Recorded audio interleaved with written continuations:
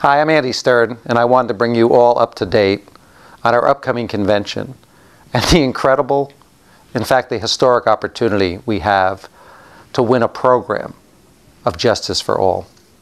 For the past 2 years, thousands of SEIU members, from work sites to union halls, and their leaders have been honestly and self-critically evaluating our entire union program to build on what has worked, but also to look at the problems we need to fix.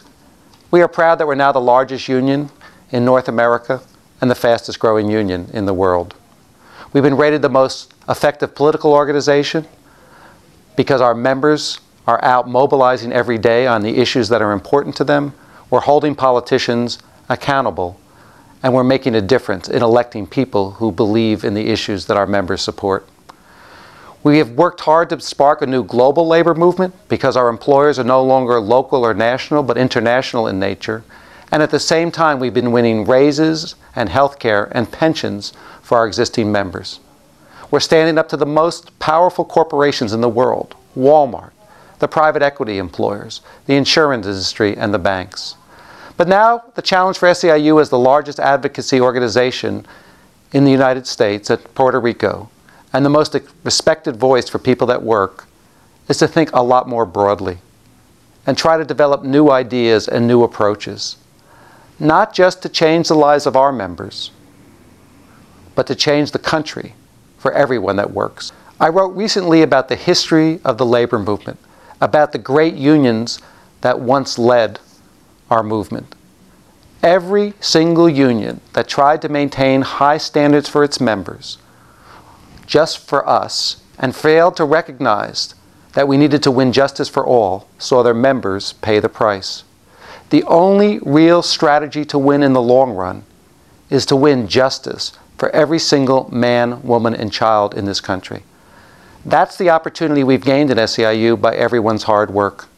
And the proposal that we will bring to this convention is to wage that fight for justice for all, which I believe is the most exciting and certainly the most far-reaching proposal that any union has ever brought to a labor union convention. And as you know, these ideas in the future have been very intensely debated in recent months. Earlier this year, our committee submitted their ideas and recommendations. Then in late February and March, we took these recommendations out to town hall meetings where members and activists and leaders participated in a discussion. On March 31st, after 2 more days of debate, the executive committee of our union unanimously adopted the Justice for All program, and it has now sent them to the International Executive Board for their consideration. During April, these proposals will again be brought out to members and leaders throughout the country in their local unions for further review and reflection. And this week, local unions representing more than 80% of SEIU's 1.9 million members joined together to make sure that we all understood, we affirm SEIU's commitment to changing this country, as well as to democratic and free debate. I'm now very confident that the overwhelming majority of our locals, the overwhelming majority of delegates to our convention, come to Puerto Rico to challenge ourselves and to pledge at this convention not only to become the largest union with private sector members in the history of the labor movement, as proud as that will make us, not only to unite the strength of 500,000 new members into our union, but more significantly, we come to the convention to make this pledge. If we adopt the Justice for All program, by the end of 4 years, we will have won health care for every man, every woman, and every child in the United States and Puerto Rico. If we adopt the Justice for All program, we will rebalance the power between big corporations and people that work by adopting the Employee Free Choice Act. If we adopt the Justice for All program, we will finally have a pathway to citizenship for every immigrant in this country. How are we going to get this done? Well, we listened to our members who said too often they had a union that wasn't responsive to their issues and interests. They had even had a hard time getting through on the telephone.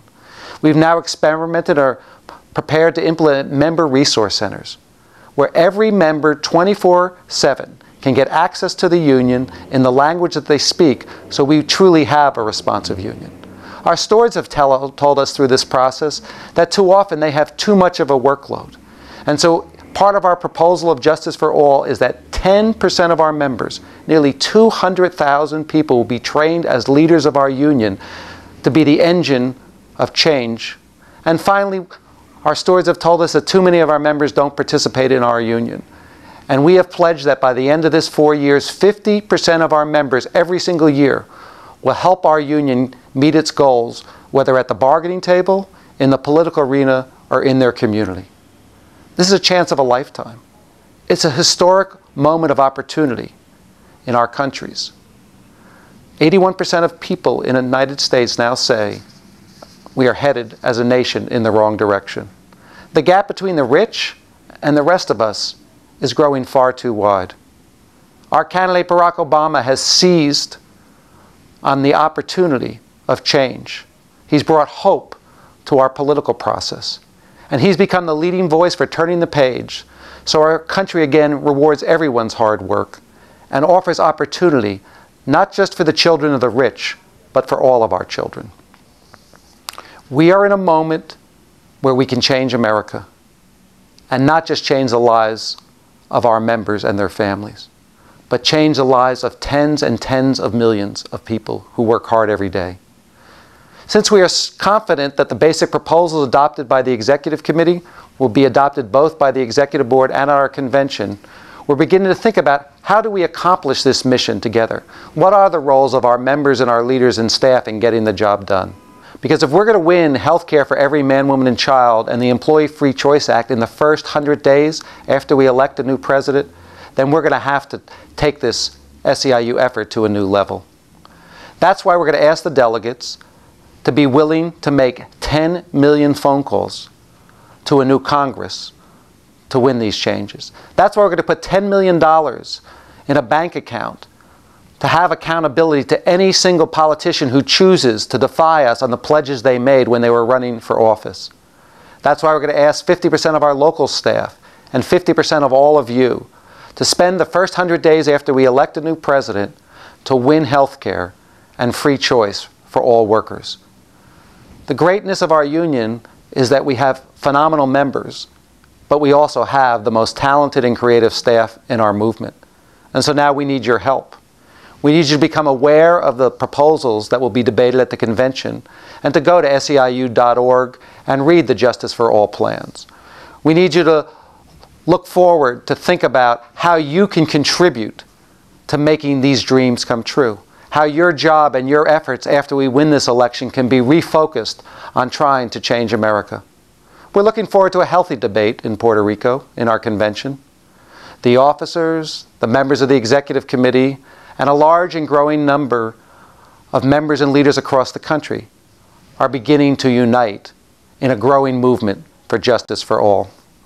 But whatever the final outcome of the convention plan, we're going to need all of you, the SEIU staff, to make it happen. It's your talent, your skill, your passion, your dedication to help us elect Barack Obama and then win the changes we need for our country. To win the presidency, but equally importantly, to win a working family majority in the House and Senate, because that's what we're going to need to have a progressive majority, a working person's majority to change our country. We need you to continue your great work on many of the ongoing campaigns to unite more members in our union, so we can continue to make sure we build the strength to win for year after year as we go forward. As always, I thank you for your hard work. We are blessed with the most committed, the most talented, the most passionate staff in the labor movement. Many of you came here not just to take care of our members, but to be part of a movement to change our country.